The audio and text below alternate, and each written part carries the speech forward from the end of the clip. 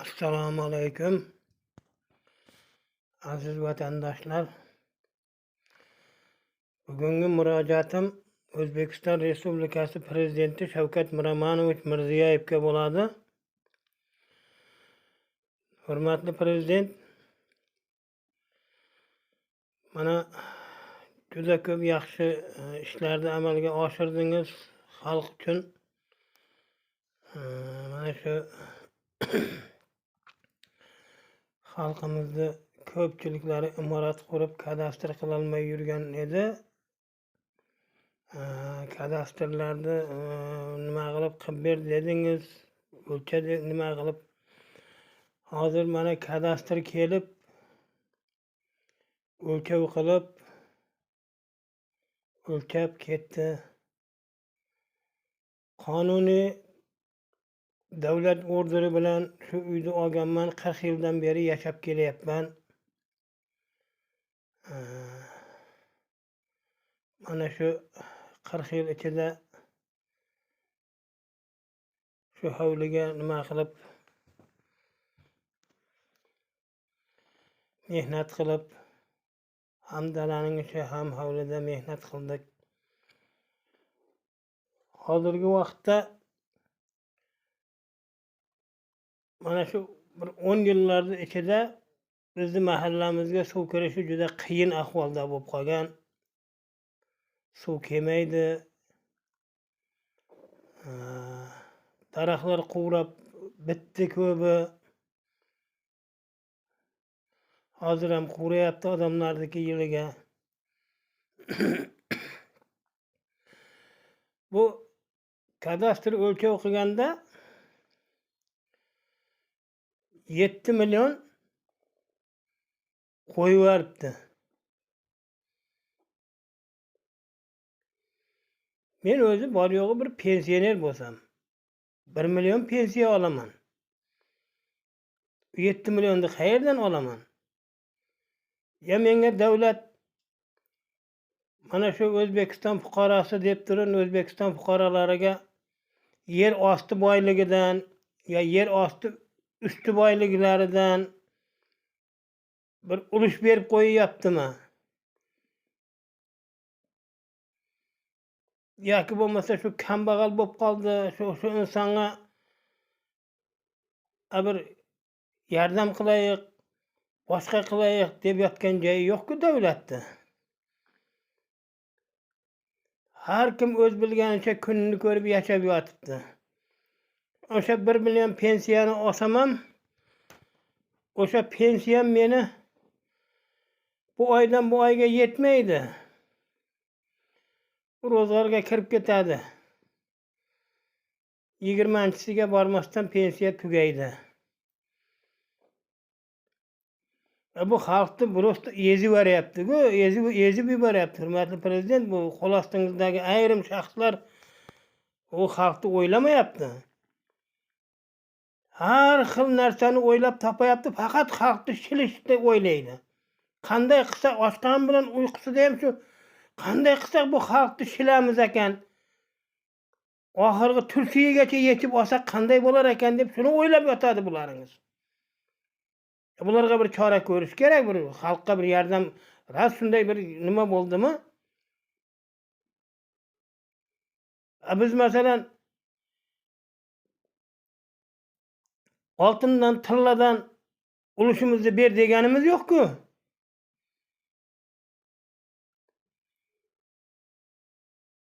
Yoki bo'lmasa chiqayotgan neftlardan, gazlardan.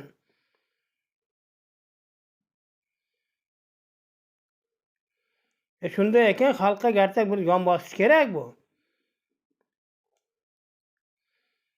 Endi deputatlarga o'zimiz saylaganmiz, lekin bundan keyin deputat saylashda ham xalqning ichidan saylaymizmi mana shu qishloqlardan? Keragi yo'q u yuqoridagi o'qimagan bo'lsa ham xalqning foydasini o'ylaydigan odam deputat bo'laveradi. Xalq uchun yon bosadigan odam. Unga o'qish shart emas. Qishloqdan chiqqan oddiy dehqondan bo'lgan deputat qovun tushirmaydi.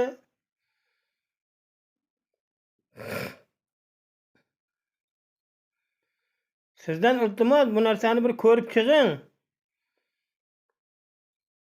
7 milyon 16 sotik yerim var. 2 sotik ziyatça çıktı dep ketdi. 7 milyon hazır menge sağlıktan 7 milyon төлeysiz dep kagaz kep oturupdy. Qayerden төлeymen men?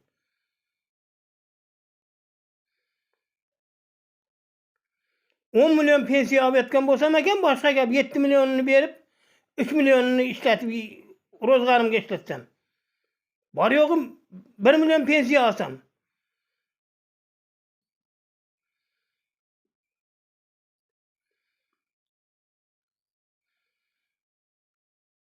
Balam imarat kuraman dep durun 40 milyon qarız boldu. Qarız alıp kıldı.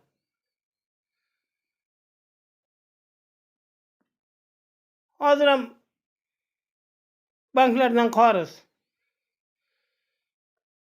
Ayma-ay Taşkent'te işlep şunu төлeyapti.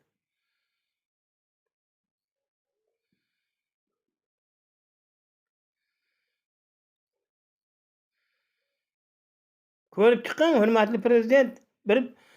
Endi men chiqyapman masalanda bu hamma fuqarolarga mana shunday. Ayrimlarga 20 millionlab, 15 millionlab. Qayerdan to'laydi bular? Bu xalqni shilish bu, prosta qaraqchilik qilish.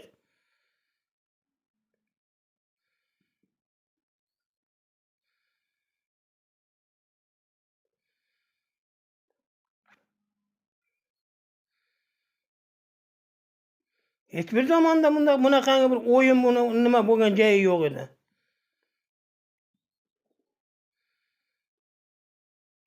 Men masalan birovning bolasini boqishga majbur emasman-ku.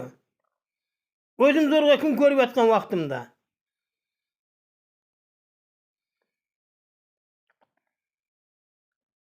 Birovda deganim o'sha yuqorida turgan o'sha soliqda ishlaydiganlar. Mana shu qonunlarni chiqarayotgan, bir xalq uchun azob beradigan qonunlar chiqarayotgan ayrim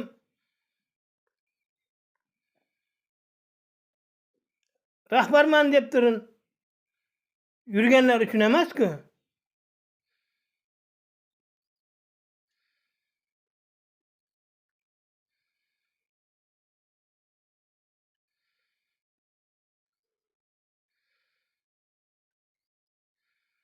Qachon bu davlat bir xalqqa bir yordam berib, bir xalqni bir o'ylaydigan davlat bo'ladi, men shunga hayronman. Xalq uchun chiqarayotgan qarorlaringiz yaxshi qarorlaringiz ko'chada qolib ketyapti, bu narsalarni ijrosiga bermay.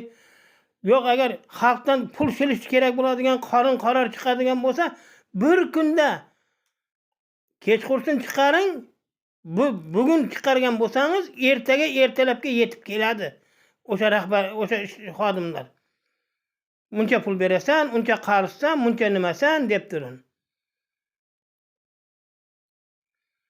Yevardigi xalqni.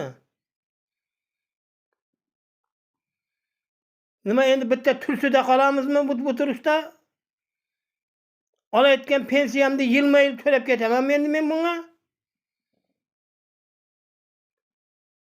Yashamaydimi bu xalq?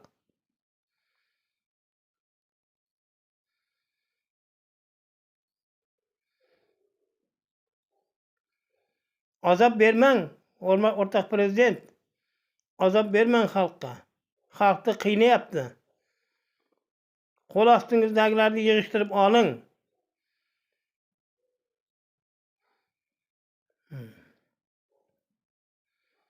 Xalq jabrlansa yaxshi bo'lmaydi.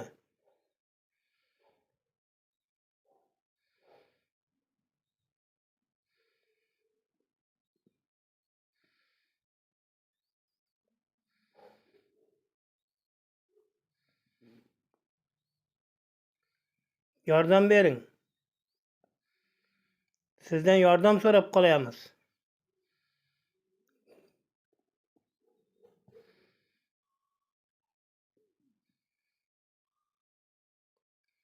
Meni uyimda hujjatim bor. 16 sotik o'sha bayog'i foydalanishda Zahirada yerim yo'q edi. Lekin zahiraga chiqarib ketdi 4 sotik ziyatcha deb. Oldimda 18 sotik dedi. 16 sotikka kadastrim hujjatim bor. U yoqqa borib 20 sotik qilib bergan. Kimdir xalqda shil qo'shib yoz deyaptimi, tushunmadim. Men boshqa xodim chaqirib, boshqa yerdan bir shu kadastrda ishlagan odamni chaqirib o'lchatdim yana. Qaytadan o'zim mustaqil.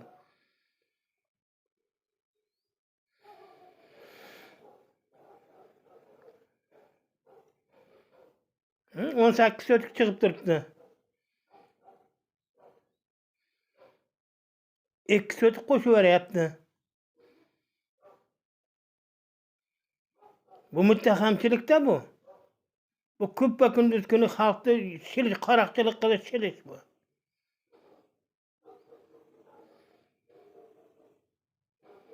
Sizdan yordam kutib qolaman. Mutasaddilardan, mana shu narsaga aloqador shaxslardan ham. U vazir bo'ladimi? Soliq vaziri bo'ladimi? Bu narsani bir o'ylab ko'ringlar. Xalqni qiynamanglar.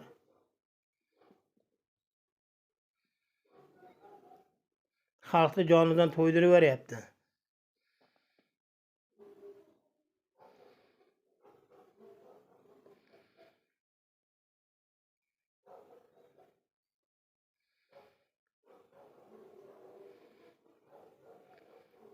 Iltimos Shavkat Miromonovich, agar meni ko'rayotgan bo'lsangiz, ushbu murojaatimni o'rganib, mana shu narsalarga bir barham berishingizni so'rayman.